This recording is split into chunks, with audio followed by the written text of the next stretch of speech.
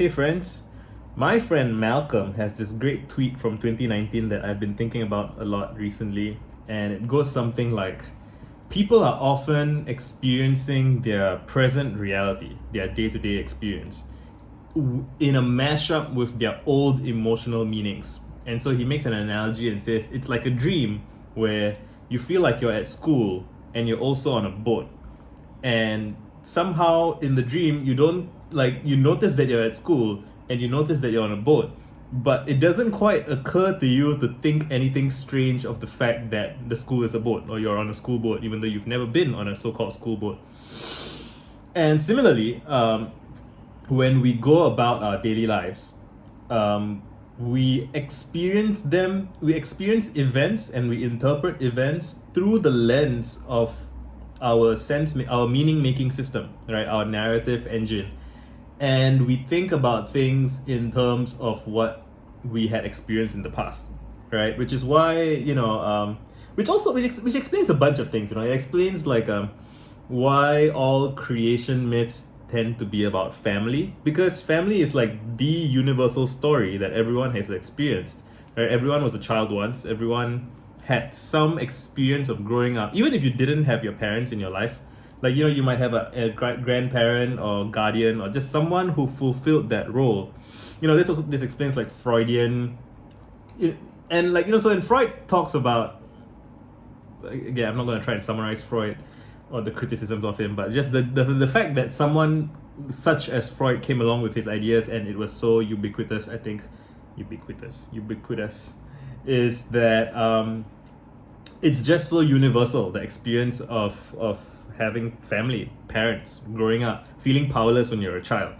And those are your earliest memories in life, your earliest experiences. And so, just as how, later seasons of a TV show call back to the earlier seasons, it makes sense that we would be interpreting all of our subsequent experience through the lens of our earlier experiences. Even if the earlier experiences weren't necessarily super profound or super dramatic or abusive or even if you had an uneventful childhood, the experience of childhood is you get what I'm saying? I don't know if I can find the right words, but it's like your oldest memories are the oldest memories. It's almost tautological, but if you don't see it, there has to be a way to try and talk about it. That you describe things in relation to what you already know, right? And I think in the book Made to Stick, which is a great book about marketing, and I might get another copy and do another review of it. But you might, if you're introduced to a new fruit that you've never had before, you might say, oh, it's like an orange, but it's a little bit bitter or a little bit sour, right? Or it's like an apple, but it's this. It's everything is in relation to something else.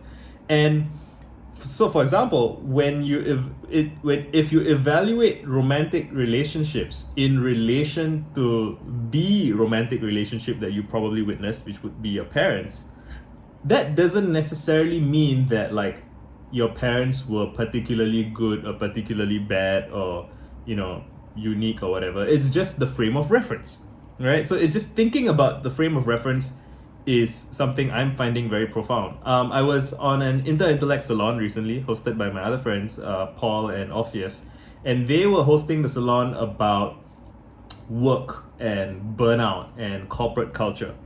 And the people in that salon, it was a very intimate and honest and open salon, vulnerable salon.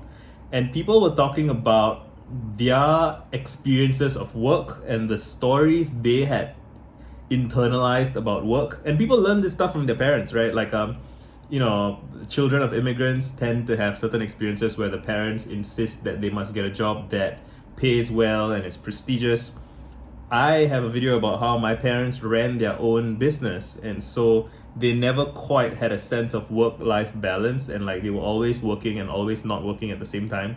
And so as a consequence of that, my frame of reference is why bother with a job? You just need to make money. right? And to make money, you need to do tasks, right? Or you need to have clients, or you need people to pay you. Like, I never thought in terms of, oh, dad has a meeting with the boss to get a promotion or something.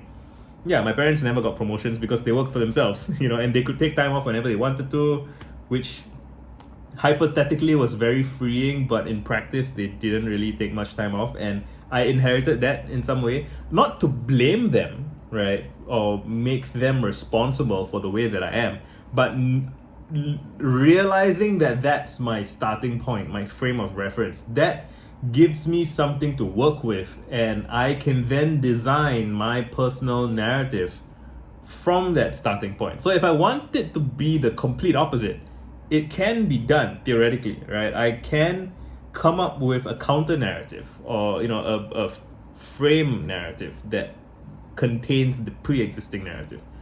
And this just explains so much for me, man. It's just I've been thinking about how, so I'm generally great with people, I would say. I'm good at socializing, I'm good at chatting, I'm a decent host. I can do public speaking, I can make these videos, I can be a host, I can have good reply game on Twitter. But there are certain experiences that remind me of the most painful social experiences that I had as a teenager. When I was a teenager, I had a pretty tight-knit, close group of friends that I cared about a lot. And there was one guy that I looked up to a lot.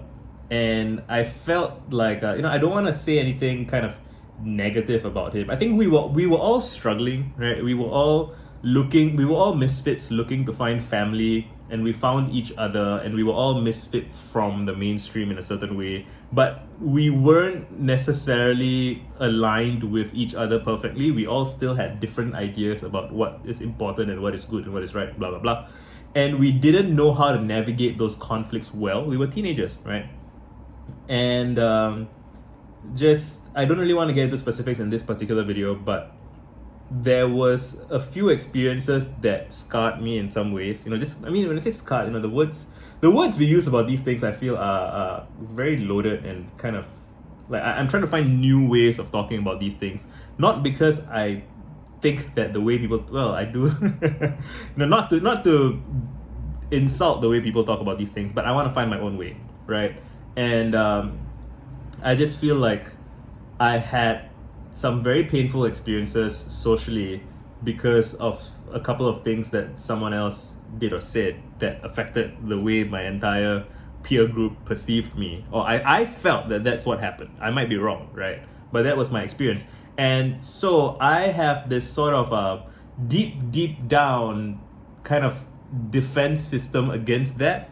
And when I encounter new utterances on Twitter, for example, or just in my life, that seems similar to that, right? I get a triggered response. Like I get angry, I get defensive. People watching me react might think that I'm reacting disproportionately, and they would be right from their frame of reference, right?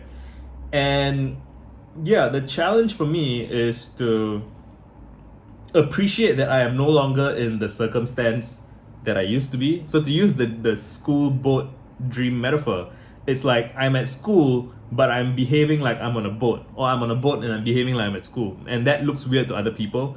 And it only makes sense from the context of my own mashup, internal narrative, emotional meaning thing. But if I don't realize that that's what's happening, then I'm going to behave in a strange way, right? I think Carl Jung had a quote that was like, until you understand your subconscious, you will be directed by it and you will call it fate. Right, and so this is the thing that I'm trying to investigate and understand better. It's a very intimate thing to ask, so I don't expect people to reply with their personal, dream mashup, emotional meaning complications. But if you feel comfortable sharing or even alluding to those things in the comments, I would love to hear it. Thanks for hanging out, and done.